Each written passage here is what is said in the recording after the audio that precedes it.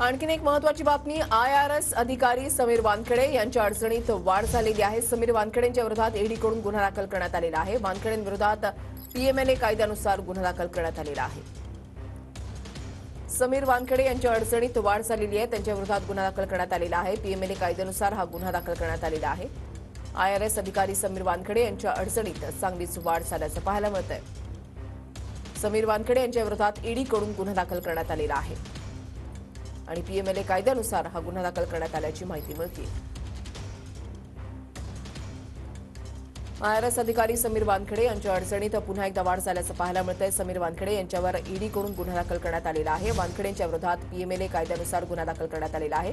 वानखेडेंना summons सुद्धा बजावण्यात आलेले आहेत। आणखीन एक महत्त्वाची बातमी, समीर वानखेडे यांच्या विरोधात ईडीकडून गुन्हा दाखल करण्यात आलेला आहे आणि आता त्यांना समन्सही बजावण्यात आलेले आहेत।